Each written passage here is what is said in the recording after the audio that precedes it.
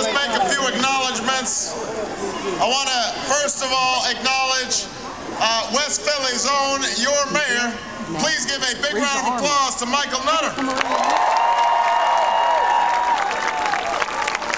Two of the finest members of Congress that we have, Shaka Fatah and Bob Brady. One of my favorite people in the world. He is just a gentleman. He is a great United States Senator. Give it up for Senator Bob Casey.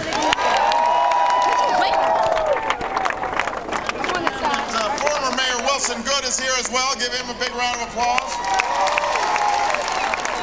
And finally, somebody who helped put this whole day together and has just been outstanding in his support of me is one of the greatest public servants in the history of Pennsylvania. Please give it up for your great governor, Ed Rendell.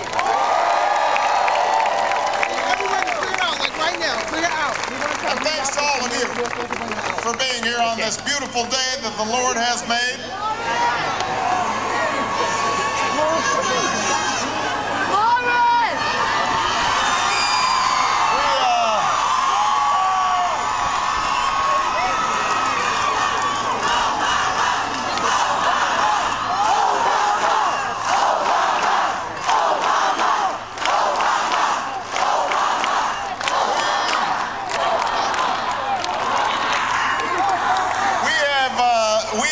Just had a spectacular day today. This is our fourth stop. North, south, east, west. We covered the gamut. Here in Philadelphia and everywhere we've gone, people have been so energized and so responsive and so ready for change. But I had to obviously remind people that we meet at a moment of great uncertainty in America. You know, in recent weeks, we've seen a growing financial crisis that's threatening not only our banks, not only our businesses, but your economic security. It's getting harder to get a loan for that new car or that small business, that college you dreamed of attending. In recent days, millions of Americans have lost more of their investments, their retirement savings as the stock market has plunged. Understand what started on Wall Street could now affect Main Street. If a small business, if that store right there, if they can't get a loan, that means they can't make payroll. And so we know that we are going to have to work as hard as we can to turn this thing around. But now is not the time for fear.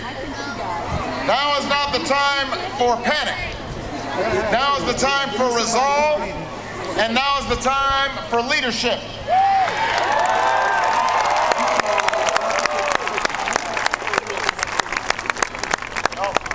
We have to remind ourselves of who we are. We are Americans. And we don't shrink from a tough fight. We don't lose heart when we're challenged. We still have the best workers in the world right here in the United States of America. We have the best entrepreneurs. We've got the most inventions. We've got the best colleges and universities. What we're missing right now is not the skills and the talent and the drive to succeed. What we are missing is some leadership in Washington, and that's why I'm running for President of the United States of America.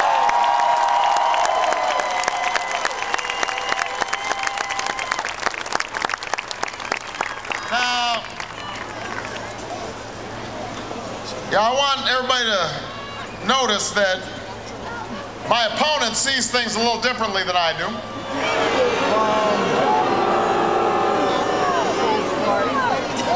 I want to give him some credits. Yesterday, Senator McCain tried to tone down the rhetoric a little bit. And I appreciated his reminder that we can disagree while still being respectful of each other. I've said it before and I'll say it again. Senator McCain has served this country with honor. He deserves our thanks. But when it comes to the economy, what families here in Pennsylvania are going through, Senator McCain just doesn't get it. He's out of touch. And that's why he's out of time.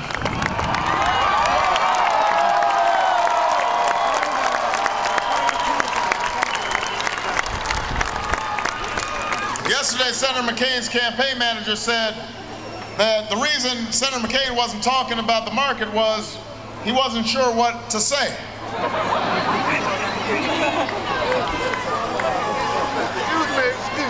Last week, in the midst of the most serious economic crisis since the Great Depression, his campaign announced that they are going to try to turn the page on the discussion of the economy so they can spend the final weeks of this election attacking me.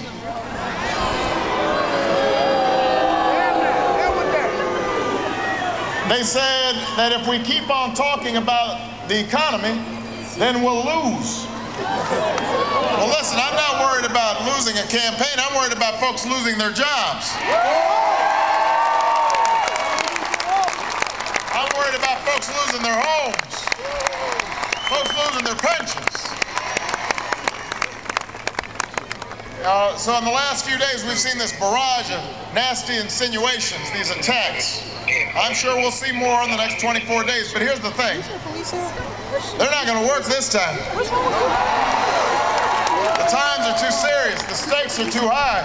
People will not be hoodwinked. You will not be bamboozled.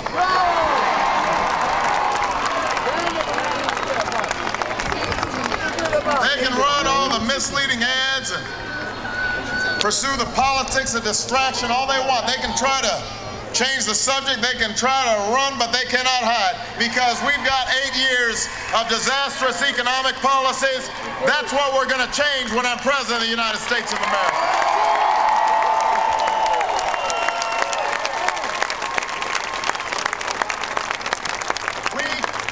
Listen, and by the way, it's not just Democrats who are noticing what a mess we're in. I was in Ohio, in a small town called Georgetown. We were on a bus tour for jobs in Ohio. And I was with the governor there, Governor Strickland. And we decided to stop at a diner because I was hungry, and I decided I wanted some pie.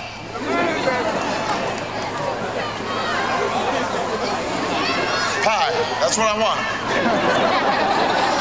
You make pie? What kind of pie you make? Sweet potato pie? I like sweet potato pie.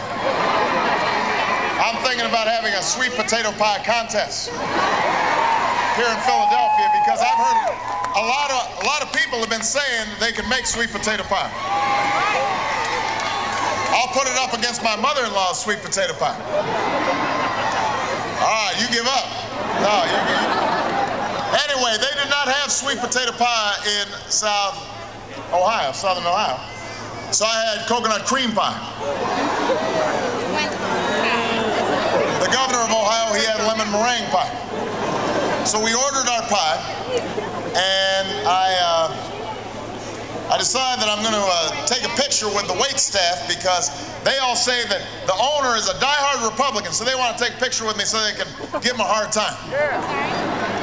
And just as we're finished taking the picture, the owner comes out with our pie. So I take my pie, and I say, I hear you're a diehard Republican, sir. And he says, that's right. I said, how's business? He said, not so good. Because my customers, they can't afford to eat out anymore. I said, who's been running the economy for the last 8 years? He said, I guess the Republicans have. I said, let me ask you something. If you just kept on hitting your head against a wall, and